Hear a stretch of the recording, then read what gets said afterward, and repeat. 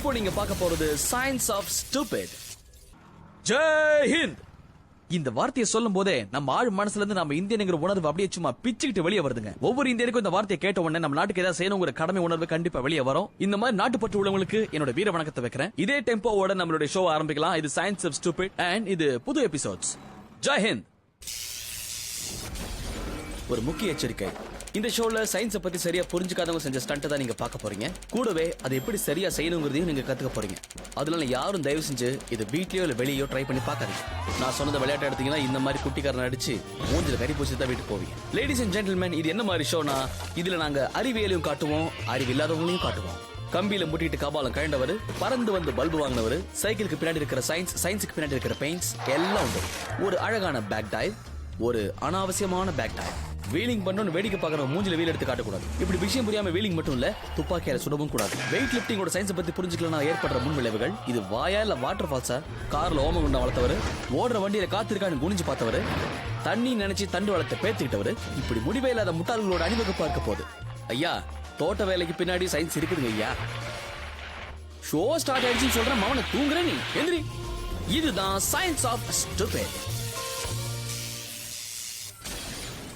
இந்த ரெண்டு கலரும் ஸ்விம்மிங் பூல்ல குதிக்க கலந்து பேசி தயாராயிட்டாங்க. ஆனா ஒரு இன்ச் மிஸ் ஆனதுனால இஞ்சி எடுப்பு பழகி ஆயிட்டாங்கோ.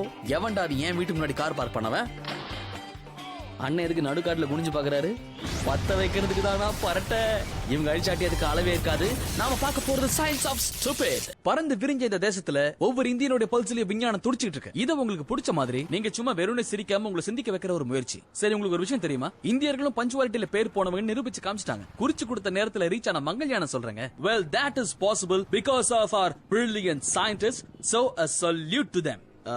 இதே மாதிரி இன்னொரு சல்யூட் பாக்கி இருக்கு. அந்த சல்யூட்டை வாங்கி வச்சுக்க போறது சில மானுட பதருங்க. அவங்களோட சயின்ஸ் நாலேஜ் எல்லாம் அவங்க 4வது ஏஜ்லயே நமத்து போச்சுங்கிறது ஒரு பக்கம் இருந்தாலும் அவங்களோட தியாகம் தான் நமக்கு கிடைச்சிருக்கிற இந்த சயின்ஸ் ஆஃப் ஸ்டூபிட். உலகத்துல ரொம்ப வேகமா ஓடக்கூடிய மனிதர்னு சாதனை படைச்ச உசைன் போல்ட் பத்தி உங்க எல்லாருக்குமே தெரியும். இவர் 43 km/h ஓடுவாரு இல்லைங்க, பறப்பாரு.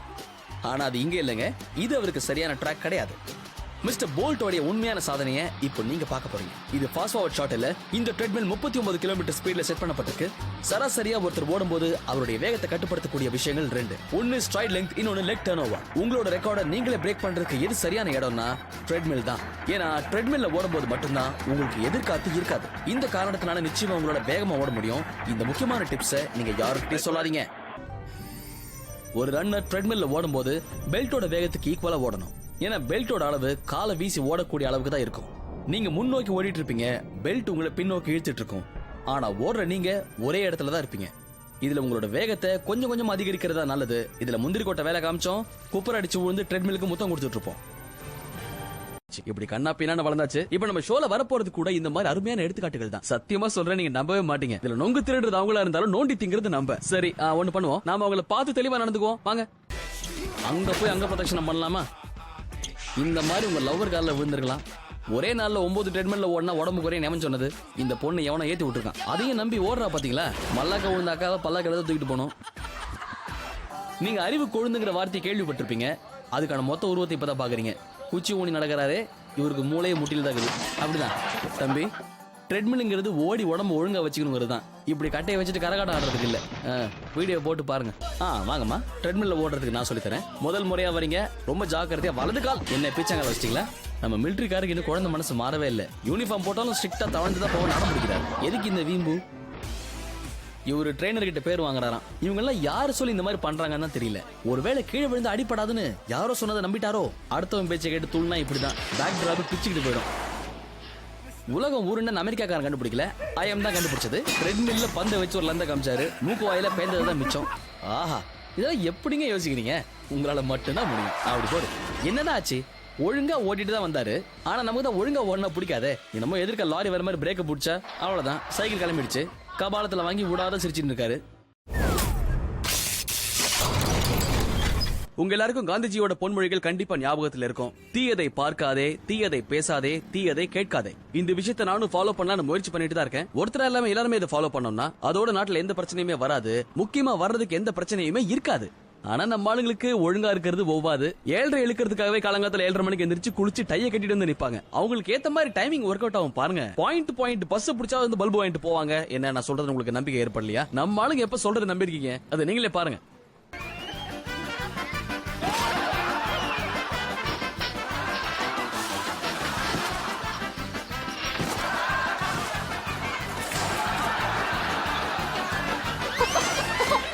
யூனிசைக்கிளிங் பாக்குறதுக்கு தலைகீழ தொங்கவிடப்பட்ட ஒரு பெண்டுலம் மாதிரி இருக்கும். கீழே விழாம இருக்கிறதுக்கு ஓட்டுறவர் கொஞ்சம் பேலன்ஸ் பண்ண வேண்டியிருக்கும். எப்படின்னா அவரோட சென்டர் ஆஃப் கிராவிட்டி பிவட் பாயிண்ட்ல இருக்கணும். அதாவது டயர் தரையில டச் ஆகிற பாயிண்ட் நோக்கி இருக்கணும். நீங்க இந்த கையில கம்பு வச்சுக்கிட்டு கயிறுல நடந்து போறத பாத்திருப்பீங்க. அதே மெத்தட் தான் இதுலயும். பெடலை யூஸ் பண்ணி நீங்க கொஞ்சம் கொஞ்சமா முன்னாடி போலாம். அப்படி போகும்போது உங்களோட சென்டர் ஆஃப் கிராவிட்டி ஒரு இடத்துல இருந்து இன்னொரு இடத்துக்கு உங்களை ஈஸியா கொண்டு போகும். முக்கியமான விஷயம், இந்த சைக்கிள்ல இருந்து கீழே இறங்குறது உங்களோட சாமர்த்தியம். கருத்து இவ்வளவுதான். சயின்ஸை மண்டையில ஏத்திக்கிட்டு அப்புறம் சைக்கிள்ல ஏறுங்க. இந்த புள்ள கிட்ட சென்டர் ஆஃப் கிராவிட்டியை பத்தி சொன்னா அது எந்த கடையில கிடைக்கும் நம்மளே கலாச்சிட்டு தான் இந்த வேலையில சார் இறங்கியிருக்காரு. கிராவிட்டியை பத்தி புரிஞ்சுக்கலன்னா கால் முட்டி கலண்டு போவோம். அப்புறம் பதறி போய் புதர்ல விழுவோம். யூனிசைக்கிள் ஒழுங்கா தரையில ஓட்டுறதுக்கே ததிங்குணத்தம் போடுறோம். அதை கம்பியில ஓட்ட ட்ரை பண்றாரு தம்பி. இது தப்பான ஐடியான்னு படிக்கட்ட கவுனதுக்கு அப்புறம் தான் புரிஞ்சிருக்கும். என்ன தம்பி எங்க சத்தம்? சும்மா பேசிட்டு இருந்தேன் மாமா. அங்கிள் தன்னோட மூளையை அக்கல்ல வச்சிருந்தாரு போல இருக்கு. அதான் கவலையே இல்லாம தன்னோட புள்ளைய கம்பியில ஏத்தி விட்டு நக்கலா நிக்கிறாரு. கயிறுக்கு மேல டயரை வச்சு உட்கார்ந்ததே பெரிய விஷயம். அதை ஓட்டணும்னு நினைச்சது உச்சக்கட்ட கொழுப்பு. தம்பி நல்ல புள்ளையா இருந்தியா பச்சை புள்ள மேயற. யூனிசைக்கிள் ஓட்டுறதுல ஒரு கஷ்டமான விஷயம் என்னன்னா அதுல ஹேண்டில் பாரும் கிடையாது, பிரேக்கும் கிடையாது. பெல் இல்லாத குறைய நம்ம தம்பி தீத்திட்டாரு. அப்படி போடு. இந்த வித்தைக்கு 4 பேர் சாட்சி வேற. டிங் டிங். தம்பி யூனிசைக்கிளை ஹேண்டில் பண்றதுக்கு ஹேண்டில் பார்ல எதிர்பார்க்க கூடாது. நான் இவ்வளவு சொல்லி இந்த வேலையை பண்ணியே கட்டையிலே அடிபட்டது. அவன் 2 சக்கரம் வச்சிருந்தாலும் ஒழுங்கா வீடு போய் சேர மாட்டேங்கிறான். இவர் ஒத்த வீல வச்சுட்டு வித்த காட்டுறாரு. டேய் எவ்வளவு சொன்ன? கிராவிட்டி, பிவட் பாயிண்ட், பெண்டுலம் போச்சு. தம்பி சயின்ஸ் சரி வேற புரிஞ்சுக்காம சைக்கிள் ஓட்டி பின்கோடு கிழிஞ்சதுதான் மிச்சம். போய் நல்லா படிச்சுட்டு வாங்க தம்பி. ஒரு வீல்ல இருந்து விழுந்தாலே 9 துவாரமும் பஞ்சர் ஆயிடுது. இதுல 3 வீல் வேற. இதெல்லாம் நமக்கு சர்வ சாதாரணம். முக்கியமான விஷயத்துக்கு போகும்போது 3 சக்கரத்துல போனா தானே ஒரு 3000 பேர் பாப்பாங்க உழுந்து வர்றத. இதெல்லாம் எனக்கு பழக்கம். ஒன்னும் பிரச்சனை இல்ல. இங்க தானே எங்க பழக்கம். கண்ட்ரோல பாத்தீங்கல்ல, கெத்து பண்ணுவோம்ல. ஒண்ணும் இல்ல மேடம், எங்க ஊர்ல சொத்த பல்ல எப்படி கழட்டுவாங்கன்னு செஞ்சு காமிச்சேன். தோ வந்துச்சு பாருங்க பல்லு. ஹலோ ஃப்ரெண்ட்ஸ், எல்லாருக்கும் வணக்கம். நான் உங்க மனிஷ் பால். நீங்க பாக்குறது சயின்ஸ் ஆஃப் ஸ்டூபிடோடைய இன்னொரு ஸ்பெஷல் எபிசோட். இது நம்ம இந்தியர்களுக்காக மட்டுமே தயாரிக்கப்பட்டது. ஏன்னா நம்ம இந்தியா இந்த உலகத்துக்கு எவ்வளவு விஷயங்களை கொடுத்திருக்கு. இப்ப நம்ம பாக்குற சின்ன சின்ன காஸ், ஆயுர்வேதா, யோகா, இந்த மாதிரி எவ்வளவு விஷயங்கள் நாம அப்பேற்பட்ட ஆளுங்கன்றத மறந்துட்டு அறிவியல ஓரமா பார்க் பண்ணி வச்சுட்டு அல்டாப் பேர் வழியா தெரிஞ்சோம்னா ஆல் டைம் மாவு கட்டு தான். இது அடியனுடைய பொன்மொழி. இதை எடுத்து காட்டுறதுக்காகவே சில வீடியோஸ்ல நாங்க எடுத்து வச்சிருக்கோம். இதுல என்னன்னா இந்த வீடியோஸ்ல வர ஒவ்வொருத்தரும் அடிபட்டு உதப்பட்டு உழுந்து வாரி புண்ணாய் இந்த பொன்னான பாடத்தை உங்க எல்லாருக்கும் சொல்லி தராங்க. இவங்க பண்ண முட்டாள்தனத்தை நீங்களும் பண்ணாதீங்க. நம்ம ஊர்ல பெட்ரோல் வைக்கிற விலைக்கு இதை வாங்கலாமான்னு யோசிக்கிறோம். ஆனா இவர் கொஞ்சம் கூட யோசிக்காம அவரோட சொந்த காடு பூரா பாசனம் பண்றாரு. பெட்ரோல் போட்டு பைக்கு கார் ஓடுறதான பாத்திருப்பீங்க. ஒருத்தர் தலை தடிக்க ஓடுறத பாத்திருக்கீங்களா? இந்த லெப்ட்ல ஓடுறாரு பாருங்க. தன்வினை தன்னை சுடும்னு ஒரு சொல் இருக்கு. அத சாரு நிரூபிச்சே காமிச்சிட்டாரு. சாரு சொல்லின் செல்வன். டைனமிட்டை விட பெட்ரோலுக்கு 6 மடங்கு சக்தி இருக்கு. இது காத்துல உடனடியா ஆவியாயிடும். இந்த மேகம் மாதிரி உருவாறதுனாலதான் பெட்ரோல் சீக்கிரமா பரவி எரியுது. இந்த பெட்ரோல்ல இருந்து உருவார ஆவி காத்தை விட கனமா இருக்கும்.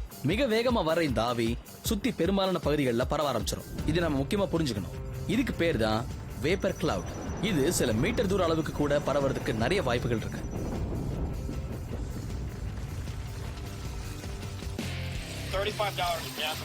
மரத்தை வச்சவங்க தண்ணி ஊத்துவாங்க. இவர் தன்னோட விறகுல பெட்ரோல் ஊத்துறாரு.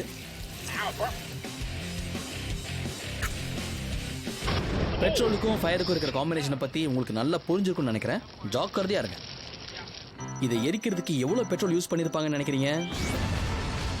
இந்த மாதிரி எடுத்துக்காட்டு நம்ம கிட்ட ஏராளமா இருக்குங்கோ. ஆமா, நெருப்பு கொஞ்சம் கூடி போச்சு. நீங்க இந்த பெட்ரோல் கேஸ் வேப்பர் கிளவுட பத்தி இன்னொரு முக்கியமான விஷயமும் தெரிஞ்சுக்க வேண்டி இருக்கு. இதை சுத்தி இருக்கிற காத்துல வெப்பம் ஜாஸ்தியா இருந்ததுன்னா நாம நினைக்கிறத விட வேகமாவே பெட்ரோல் எவாபரேட் ஆயிடும். பெட்ரோலை இப்படி பச்சை தண்ணி மாதிரி ஊத்திட்டு இருக்கீங்களே, உங்க தாராளத்துக்கு அளவே இல்லையா? இறங்கி வரதுக்கு சோம்பேறித்தனம் போட்டு அங்கேயே கொளுத்திடாதீங்க. ஓ, டேக் 1. கவலையே படாதீங்க, ஃபர்ஸ்ட் டேக்லயே டேக் ஆஃப் தான். அண்ணே, உங்களுக்கு வேண்டப்பட்ட விரோதி யாரும் பக்கத்துல இல்லையே, பார்த்து செய்யறேன்னு சேர்த்து செஞ்சிட போறாங்க. சரிதான், முதல்ல சீக்கிரம் இறங்கி வாங்க. வேடிக்கை பாக்குற எனக்கே கலக்குது. உங்க தாடியில பெட்ரோல் தான் ஓட்டிருக்கா? ஓய், எல்லாத்தையும் ஊத்தியாச்சு, வேலை முடிஞ்சது. கொளுத்திட்டு உடனே வீட்டுக்கு போய் டீ சாப்பிடலாம். வீடியோ கரெக்டா வரணும். பார்த்தீங்களா, இந்த ஆளை கட்டி வச்சு உதைக்கிறதுல தப்பே கிடையாது. இதை பார்த்தா வெள்ளைக்காரங்க தான் பல விஷயம் சாதிச்சாங்கன்னு சொன்னா சந்தேகமா இருக்கு. நம்ம தீப்பொறி திருமுகம் என்ன தப்பு பண்ணாரு கண்டுபிடிச்சிங்களா? ரொம்ப நேரமா அந்த குவியல் மேல நின்று பெட்ரோலை ஊத்திக்கிட்டே இருந்தாரு. அதுவும் அளவுக்கு அதிகமான பெட்ரோலை ஊத்திட்டாரு. இவர் சுத்தி இருக்கிற காத்தோட வெப்பம் 26 டிகிரி செல்சியஸ்ல இருக்குது. அதனால பெட்ரோல் சீக்கிரமா ஆவியாகி அவர் சுத்தி நாலா பக்கமும் மேகம் மாதிரி சூழ்ந்து இருக்குது. இந்த கருத்தை நம்ம அண்ணன் புரிஞ்சுக்காம கொளுத்தி போட்டாரு. இதுல நெருப்பு வெறுப்பாயி அண்ணன் மூஞ்ச கருப்பாகிடுச்சு. இதுல கூட வந்த கேமராமேன் மட்டும் தப்பிச்சிருவாரா? என் வாழ்க்கையில இப்படி ஒரு ஹாட் வீடியோவை நான் பார்த்ததே இல்லை. பாவம், அன்னையில இருந்து அண்ணன் பைக்ல கூட பெட்ரோல் போறதே இல்லை, சைக்கிள்ல தான் போறாரு. அதுவும் உருட்டிட்டே தான் போறாரு. நம்ம இந்தியால பாத்தீங்கன்னா கொண்டாடுறதுக்கு எவ்வளவு விஷயங்கள் இருக்கு. Holi, Deepavali, Eid, Christmas, Pongal, etcetera etcetera. காரணம் வேறையா இருந்தாலும் நான் சொன்ன விழாக்கள்ல ஒரு ஒத்துமை இருக்கு. இதுல செலிப்ரேஷன் தான் முக்கியமான விஷயம். அதே மாதிரி சயின்ஸ் செலிப்ரேட் பண்றதுக்கு ஒரு சாக்கு வேணாமா? நாம எவ்வளவு எடுத்து சொன்னாலும் பார்த்துட்டு போய் விழுந்து வர்றாங்க. இதனாலேயே வீடியோ லிஸ்ட் பெருசாகும். இப்பவும் சொல்றேன், உங்க திண்டாட்டம் அடுத்தவனுடைய கொண்டாட்டம். பாருங்க, சின்ன பசங்க இந்த கோலி விளையாட்டு மாதிரி பட்டாசு வச்சு விளையாட என்ன ஆகும்? இதை வச்சுக்கிட்டு அட்டாக் பண்ற விளையாட்டுல விளையாடலாமா? இந்த தேராத கேஸ் 2 பேர் இந்த ஷோவை முன்னாடியே பார்த்துருந்தாங்கன்னா இவர் மூஞ்சில வெல்டிங் வாங்கிருப்பாரா? இந்த கன் பவுடர் பாத்தீங்கன்னா ரொம்ப சீக்கிரமா எரியும். ஏன்னா இதுல ஆக்சிஜனோட அளவு ஜாஸ்தியா இருக்கும். வெறும் 0.2 செகண்ட்ஸ்ல பட்டாசுக்குள்ள இருக்கிற மருந்து பயங்கர சூடாயிடும். எந்த அளவுக்குன்னா ஒரு ஸ்டீலே கரைக்கிற அளவுக்கு அது ஒரு டெம்பரேச்சர் அடையும். உதாரணத்துக்கு ஒரு ராக்கெட் கன் பவுடர் எரியும் போது எக்ஸாஸ்ட் கேஸ்ல உருவாகி வெளியே வருது. இதனால ராக்கெட் பறந்து வானத்துக்கு போய் அதுக்கப்புறமா வெடிக்கும்.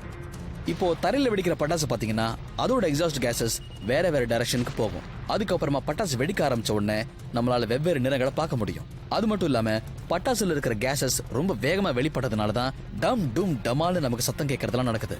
வெடிக்கிற இந்த சத்தம் 170 டெசிபிள்ஸ் வரைக்கும் இருக்கும். ஆனா இந்த மானுடருக்கு கொழுப்பு ஜாஸ்தி. பட்டாசு வெடிச்சோன்னு அங்கிருந்து நகர்ந்து போகாம பந்தா காட்டிட்டு பேன் வேடிக்கை பார்த்தா பர்னர் போட்டு படுக்க வேண்டியதான். ராக்கெட்டை மண்ணில் விடாதீங்க, பாட்டில் வச்சு விடுங்க 1000 வாட்டி சொன்னாலும் இந்த திப்பித்தலை எனக்கு புத்தி வந்ததா? வாட்டமா ராக்கெட்டை வாயில வச்சு பத்த வச்சுக்கிட்டு வானத்தை பார்த்து நிக்கிறான். ராக்கெட்டை கவினே செவ்வாய்க்கிரகத்துக்கு போயிடலாம்னு நினைச்சிட்டானோ சொந்த செலவுல வாயில வெல்டிங் வச்சுக்கினாரு. என்ன கண்ணா, எல்லா எக்ஸாஸ்ட் கேஸும் வாய்க்குள்ள போச்சா?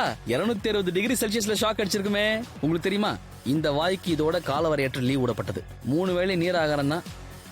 இப்படி ராக்கெட் விட்டாதான் உனக்கு உமான்னு உன் கேர்ள் ஃப்ரெண்டு சும்மா சொல்லியிருக்காயா? நீங்க பாருங்க, எவனோ ஒருத்தன் தீபாவளியை ஊருக்கு முன்னாடி கொண்டாடுறான். எந்த பறக்கா வெட்டி எல்லா பட்டாசையும் ஒரே நேரத்தில் கொளுத்துச்சுன்னு தெரியல. இது வேடிக்கை பார்த்த 4 பேர் மூக்குல ராக்கெட் பூந்ததுதான் மிச்சம். பாத்தீங்கல்ல எஃபெக்ட்? இந்த இடத்துல பட்டாசு இப்படி வெடிக்கிறதுக்கு என்ன காரணம்னு தெரியல.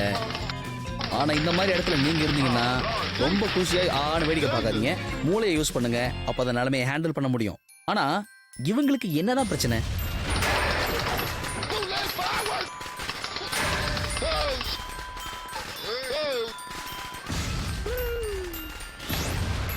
சரி விடுங்க, ஒன்னாவது ஒழுங்கா வெடிச்சுது. அம்மா எங்க இருக்கீங்கம்மா? எனக்கு வேலை கிடைச்சிச்சுமா. என்ன வேலை தெரியுமா? சைக்கிள்ல ஸ்டண்ட் காட்டுற வேலை. இனி சைக்கிள் ஸ்டாண்ட்ல டோக்கன் தான். இது ஒரு 60 அடி பைக் ஜம்ப். இதுல பைக்கர் லேண்ட் பண்ணும்போது 32.2 km/h ஸ்பீட்ல இறங்குவாங்க. உயரம் 6 அடியா இருந்தானே 60 அடியா இருந்தானே ஒரு அடி கூட வாங்காம தப்பிக்கிறவன் தான் திறமசாலி. கண்ணா, இதுக்கு பின்னாடியும் சயின்ஸ் இருக்குமா? ஒவ்வொரு ஜம்ப்லயும் ஒரு சிமெட்ரிக்கல் பாத் இருக்கு. அதுக்கு பேர் தான் பெராமினா. நீங்க போற வேகம் உங்களை அப்படியே மேல கொண்டு போகும். ஆனா கிராவிட்டி அதே வேகத்துல உங்களை கீழே இழுக்கும். இதுக்கு பின்னாடி இருக்கிற சயின்ஸ் இவங்க தெளிவா புரிஞ்சுக்கிட்டு பண்றதுனாலதான் இவங்களை நாம வித்தகர்கள்னு சொல்றோம். வந்த வேகத்துல சைக்கிள் காத்துல பறக்கிறதுக்கு இந்த மேடுகள் 45 டிகிரிஸ்ல செய்யப்பட்டிருக்கும். இதுல ஒரு முக்கியமான சயின்ஸ் இருக்கு. இந்த ரேம்பை நீங்க ஹிட் பண்ணும் போதே கொஞ்சம் ஸ்பீடு இன்க்ரீஸ் பண்ணிக்கணும். ஸ்பீடு மட்டும்தான் விஷயம் தப்பா புரிஞ்சுட்டவங்களுக்கு என்ன ஆகும்? மேடம், சைக்கிளை விட்டு எங்க போறீங்க மேடம்? ஓ, அர்ஜென்ட்டா குளிக்க போனீங்களா? நீங்க எங்கேயோ முக்கியமா வெளியே போறீங்கன்னு நினைச்சேன். பைக் ஜம்பையும் சோமர்சால்ட்டையும் மிக்ஸ் பண்ணீங்க பாருங்க. இது நிச்சயமா யாருமே எதிர்பார்க்காத ட்விஸ்ட் தான். ஆஹா, உங்க பேர் பாடிக்கும் நீங்க ஓட்டுற ஸ்டைலும் பார்க்க பிரமாதமா இருக்கு. சந்தோஷம். இதுக்கு நீங்க சைக்கிளுக்கு வெறும் போஸ்ட் மட்டும் கொடுத்துருக்கலாமே. ஒரு ட்ரெயின்ட் பைக் ஜம்பர் லேண்ட் பண்றது எவ்வளவு தூரம் இருக்குன்னு கரெக்டா ஜட்ஜ் பண்ணுவாரு. அப்பேற்பட்ட ஜம்பருக்கு ஏகப்பட்ட அனுபவம் இருந்தா கூட ஒவ்வொரு ஜம்ப்லயும் அவங்க மனசுல ஒரு சின்ன பதட்டம் இருக்கும். சரியா பேலன்ஸ் பண்ணாம விட்டோம்னா லேண்டிங் கன்ஃபார்மா காமெடி தான். காமெடினா சாதாரண காமெடி இல்லைங்க, ஊரே கை கொட்டி சிரிக்கும். இவர் வந்த வேகம் கரெக்டா இருந்தாலும் லேண்டிங் டிஸ்டன்ஸை தப்பா கணக்கு போட்டாரு. அட என்னப்பா, இதை ஒழுங்கா பிராக்டிஸ் பண்ணிருந்தா ஊர் உன்னை பார்த்து இப்படியா சிரிச்சிருக்கும், பெருமைப்பட்டிருக்கும்.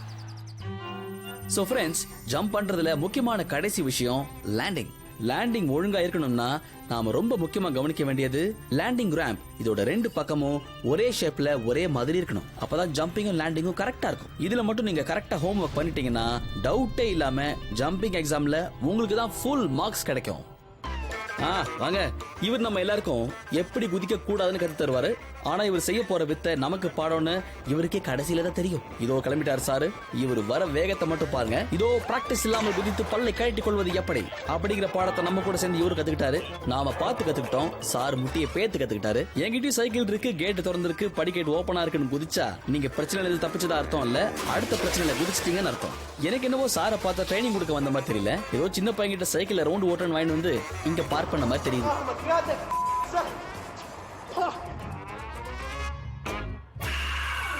மனசுக்கு பிடிச்ச விஷயம் நடந்தா எல்லாரும் சந்தோஷத்துல துள்ளி குதிப்பாங்கன்னு கேள்விப்பட்டிருக்கோம். ஆனா இவருக்கு என்ன செய்தி வந்து தெரியல, வந்ததுல துள்ளிட்டு இருக்காரு. விளைவு தெரியாம குதிச்சா என்ன ஆகும்னு விளம்பர இடைவெளிக்கு அப்புறம். ஹலோ, நான் தான் உங்க மனிஷ் பால். இந்த சயின்ஸ் ஆஃப் ஸ்டூபிடோட ஸ்பெஷல் எபிசோடுக்கு உங்க எல்லாரையும் அன்போட வரவேற்கிறேன். ஊரை கூட்டி வித்த காட்டுறது பெரிய விஷயம் இல்ல, கூப்பிட்டோன்னு எல்லாரும் வந்துருவாங்க. ஆனா வித்த காட்டுற எல்லா இடத்துலயும் மெத்த இருக்காது. ஸ்டைலா பைக்கை ஓட்டி வீலிங் பண்ணி காட்டலாம், ஆனா ஷோவை பாக்குறவங்க மூஞ்சிலே வீல கொண்டு வந்து காட்டக்கூடாது. துப்பாக்கியால சுட்டு ஒரு மலையை குலைக்கலாம், ஆனா ஒரு மலையை துப்பாக்கியால சுட்டு பாத்துருக்கீங்களா? இது சும்மா ஃபர்ஸ்ட் ரவுண்ட் தான். பீரங்கி பின்னாடி வருது.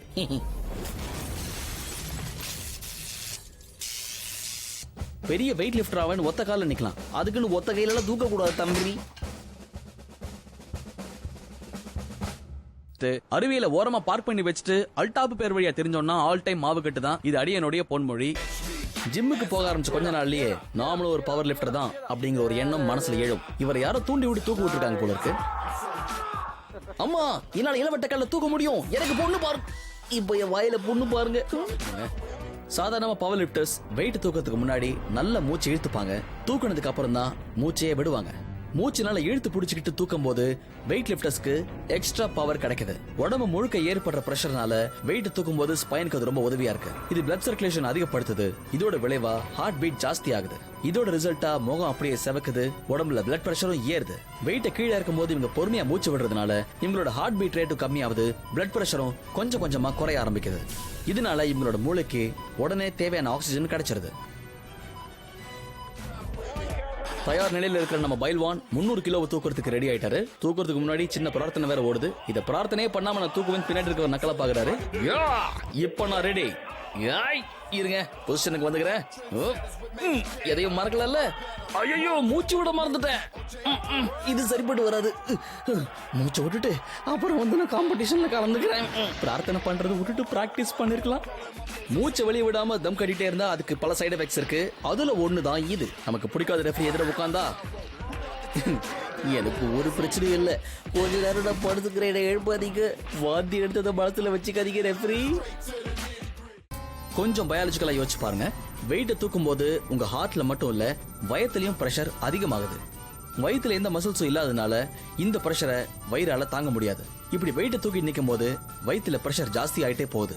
இதோட விளைவா வயிற்றுல இருக்கிற உணவுப் பொருட்கள்லாம் உடனடியா வாய் வழியா வெளியேறிடுது. அந்த நேரத்துல உங்க எதிரியா இருந்தாலும் சரி, ரெஃபரியா இருந்தாலும் சரி, இந்த பாடி பில்டர் தனக்கு பிடிக்காத பொருளை சாப்பிட்டாரு போல இருக்கு. அதை வலுக்கட்டாயமா வாய் வழியா வெளியெடுக்க இப்படி முயற்சி பண்றான்னு நினைக்காதீங்க. ஐயா, இது வாயா இல்ல வாட்டர் ஃபால்ஸா? வெயிட் தூக்குறதுக்கு முன்னாடி மூச்சை பிடிச்சி வெயிட் இறக்கும் போது மூச்சு விட்டு இருந்தாருன்னா இவருக்கு இந்த நிலைமையே ஏற்பட்டிருக்காது. செய்முறையை தலைகீழ பண்ணதுனால வீட்டுல சாப்பிட்ட டிஃபன்லாம் வாய் வழியா ஓடி வந்துருச்சு. இதுக்கு நம்ம டாக்டரை கூப்பிடுறதா இல்ல பிளம்பரை கூப்பிடுறதா? கன்ஃபியூஷன்.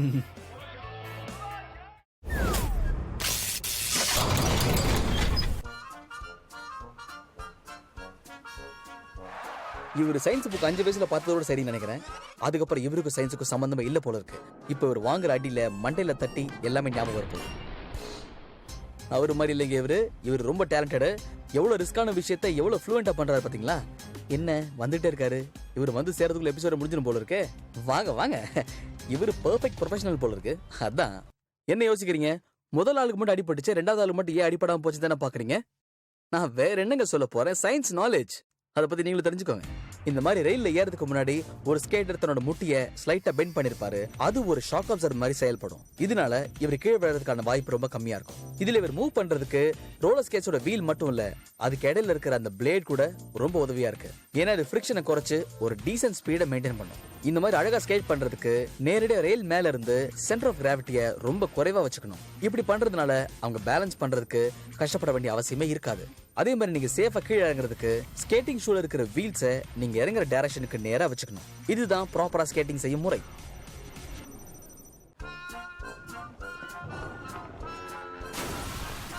ஸ்டார்டிங்ல கரெக்டா வந்தாரு, அழகா முட்டியை பெண்ட் பண்ணி அப்படியே ஸ்லைட் பண்ணி, வெரி குட். ஆனா பாதியில யார் ஞாபகம் வந்து தெரியல, குப்புரட்சி கீழே விட்டாரு. வாயில தக்காளி சாஸ் வந்ததுதான் மிச்சம்.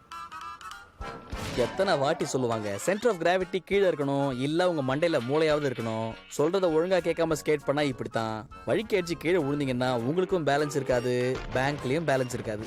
ஒரு பல்லு செட்டு பார்சல்.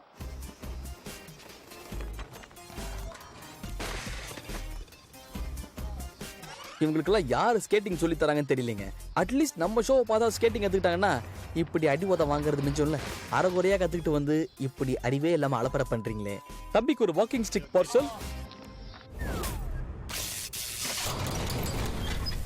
हाँ, हम हिंदुस्तानियों को एक काम एकदम परफेक्ट आता है, नसीहत देना. अरे भाई उसमें तो हम एक्सपर्ट हैं. लेकिन आपको एक बात बता दूं, अपना एक कीमती ज्ञान अगली बार किसी को दे रहे हो तो जरा 2 बार सोच लेना, क्योंकि हर चीज के पीछे साइंस छिपी होती है. ओ इसके आगे वो भी चाहिए था. बॉबल एक बार कर दो.